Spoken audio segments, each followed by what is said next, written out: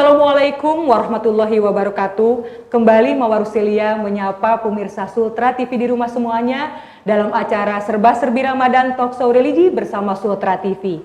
Di acara ini kami menghadirkan tamu-tamu spesial, tokoh-tokoh yang luar biasa untuk berbagi ilmu, nasihat, inspirasi untuk pemirsa Sultra TV di rumah semuanya. Dan alhamdulillah rasa syukur saya terutama di sore hari ini sudah kedatangan tamu yang super istimewa ya. Beliau akan berbagi inspirasi dengan kita semua. Beliau adalah Wakil Bupati Wakatobi. Kalau saya mau manggil beliau ini Kakak Ilmiati Daud. Masya Allah. Kita sapa dulu tamu istimewa kita. Assalamualaikum warahmatullahi wabarakatuh, Kak. Waalaikumsalam warahmatullahi wabarakatuh. Atau saya harus memanggil Ibu Babu? Oh, nanti di Wakatobi. Itu di Wakatobi. Nah, beginilah sosok daripada Kak Ilmi ya, yang kita tahu beliau itu sangat low profile, down to earth banget. Makanya kami menghadirkan sore hari ini beliau untuk memberikan inspirasinya kepada kita semua.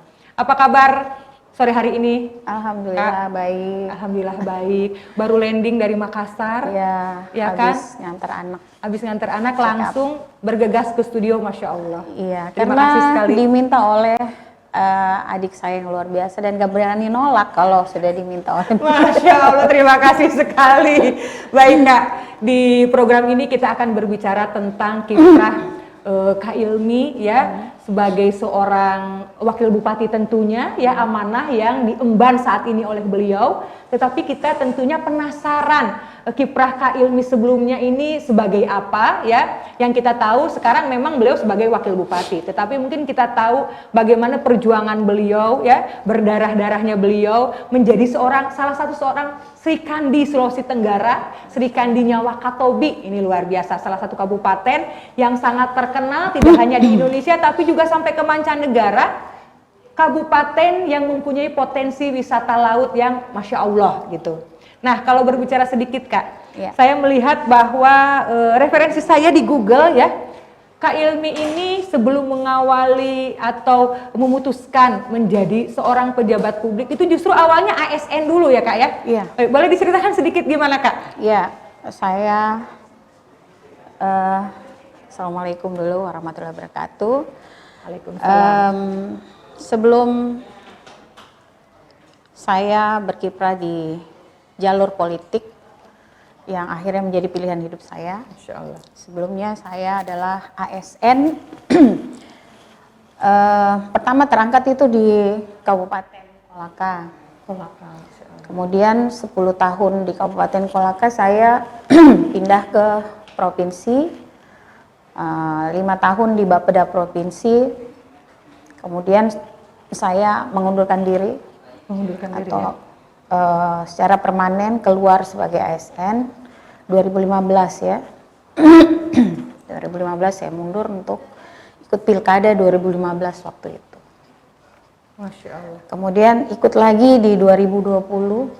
Ya, alhamdulillah masih dipercaya oleh Allah dan seluruh masyarakat Kabupaten Wakatobi. Jadi itu ya awal karir kemudian menjadi seorang pejabat publik diawali dengan profesi beliau sebetulnya sebagai seorang ASN dan ibu rumah tangga. Dari ibu rumah tangga. Nah mungkin ya Kak, saya ingin sedikit penasaran. Kita tahu bahwa profesi sebagai seorang ASN ini adalah profesi yang sangat diidam-idamkan oleh masyarakat gitu ya. Kalau saya sering bertanya itu pada mahasiswa-mahasiswa yang baru lulus, kamu cita-citanya apa? Oh pokoknya saya harus jadi PNS. Bahkan orang tua itu lebih bangga ketika anaknya menjadi seorang PNS atau ASN. Nah motivasi apa sih Kak kita yang sudah puluhan tahun menjadi seorang ASN, bahkan sudah di posisi yang Masya Allah, kemudian mengambil resiko besar menjadi seorang, menjatuhkan pilihan menjadi seorang pejabat publik yang belum tentu mungkin ya waktunya gitu, itu kan penuh resiko ya Kak. Motivasinya apa? Dedikasinya itu pengabdian sebenarnya. Pengabdian, Masya Allah. Ya, pengabdian. Kemudian satu pengabdian, yang kedua juga tetap pengabdian. Pengabdian. Dalam sebuah pilihan tentu ada konsekuensi. Artinya ketika kita memilih memilih untuk mengambil suatu pilihan, Sebuah keputusan ya. sebuah keputusan, kita mesti siap dengan konsekuensinya. Ketika memutuskan untuk berkiprah di politik di Sulawesi Tenggara dan menjadi salah satu kandidat calon wakil kepala daerah pada 2015, saya menghadap kepada Pak Gubernur waktu itu, Pak Nur Alam.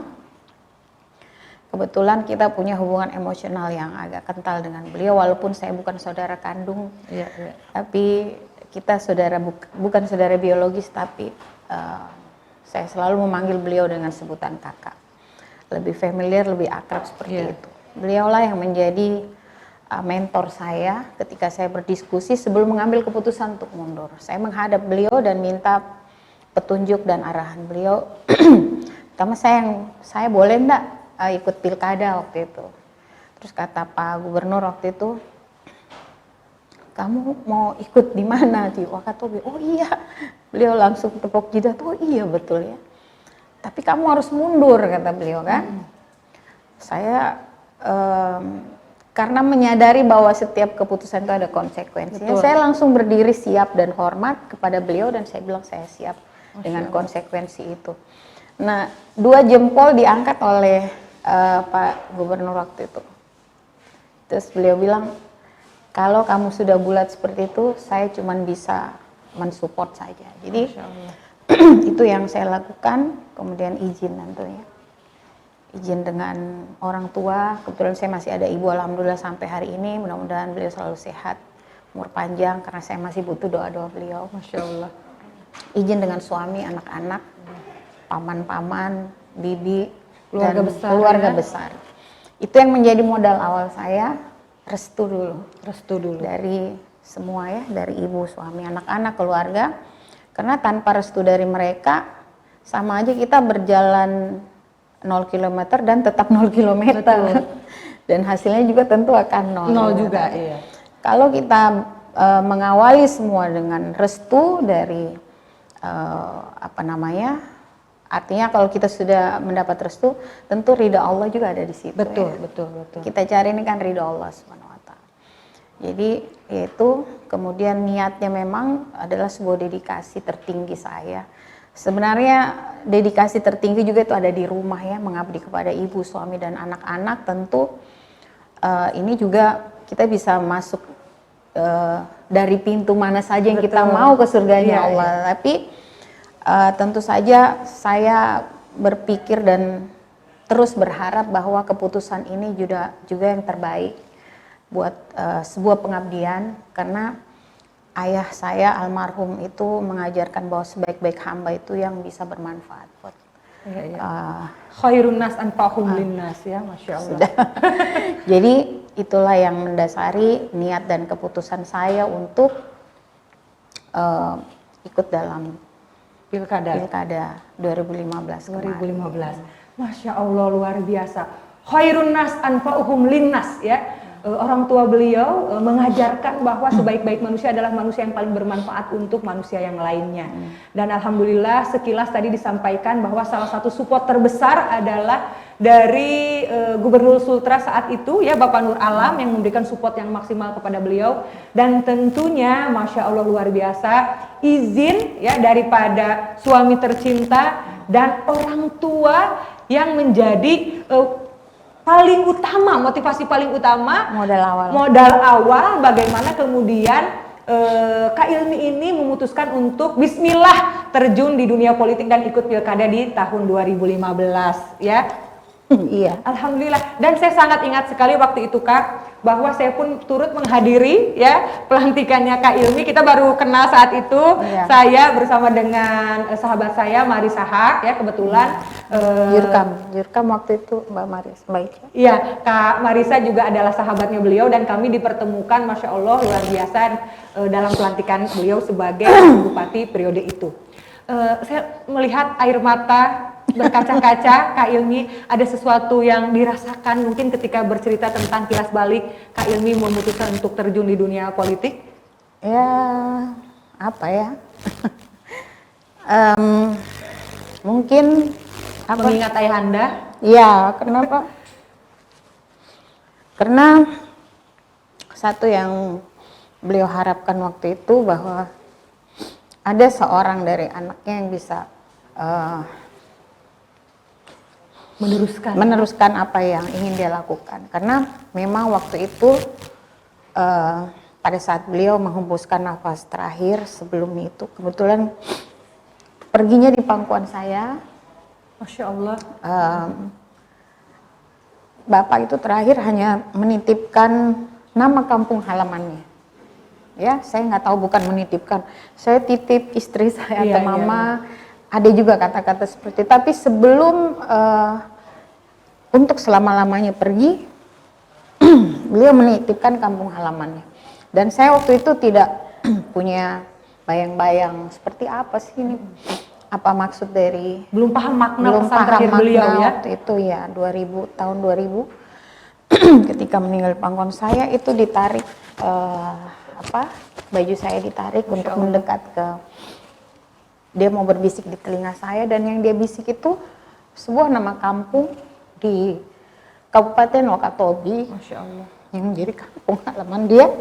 Almarhum ya hanya nyebutin 3 kali, dia sebutkan Kahedu Pasu, Kahedu Pasu, Kahedu Pasu. Terus saya cerita ke om-om saya, kenapa Papa sampai menyebutkan 3 kali nama Kalidupa ya, Pulau Kalidupa. Mbak Mawar belum ke sana, Ustadz Reza udah ke sana. Nah, saya baru maknainya belakangan ini. Ternyata banyak hal. Nah, kenapa saya support Alkansa juga dengan beberapa program-programnya, juga adik-adik generasi muda Wakatobi yang alhamdulillah hari ini berkiprah untuk mendatangkan beberapa ustadz atau ulama-ulama besar ke Kabupaten Wakatobi. Saya sangat mendukung dan mensupport mereka karena ya itu memang tinggi keprihatinan almarhum terhadap masa depan Wakatobi sebenarnya secara umum, terkhusus Pulau Kalidupa yang menjadi kampung halaman beliau karena beliau dilahirkan di sana. Ini perkembangan generasi sebenarnya kalau kita pahami kenapa perempuan ini harus hebat dan pintar. Kenapa? Karena madrasah pertama itu ada di rumah. Betul. Yang membentuk karakter generasi kita itu adalah Seorang ibu, perempuan atau seorang ibu, dan itu ada di rumah. betul. Kalau dasar atau basicnya saja sudah rapuh, gimana mereka bisa menjadi generasi yang diharapkan oleh bangsa ini? Masya Allah, luar biasa ya. Baru segmen awal tetapi sudah syarat ilmu, nasihat dan inspirasi. Sempat ada keharuan ya ketika Ibu Wakil Bupati bercerita dan kemudian mengingat pesan dari almarhum ayahanda beliau yang menitipkan kampung halamannya, yang ternyata maknanya ini sangat mendalam ya, menyebutkan daerah Kalidupa sebagai kampung halaman almarhum, dan ternyata maknanya sangat luas. Beliau ingin ya putrinya dalam hal ini kemudian ikut bertanggung jawab bagaimana membentuk generasi-generasi Wakatobi untuk menjadi generasi yang robani ya. Dan tadi sempat disinggung juga bahwa Umi Madrasatul Ula, sekolah pertama daripada anak-anak adalah ibu ya, seorang ibu. Oleh karena itu kita tentunya sebagai seorang ibu punya tanggung jawab yang tinggi, harus menjadi sosok ibu yang cerdas, berakhlakul karimah, sehingga bisa menjadi teladan dan mampu mendidik anak-anak kita menjadi generasi robani. Masya Allah, luar biasa. Setelah jeda berikut kita akan melanjutkan perbincangan yang luar biasa dengan Wakil Bupati Wakatobi, dan tetap stay tune di acara Serba Serbi Ramadan Talk Show Religi bersama Sultra TV.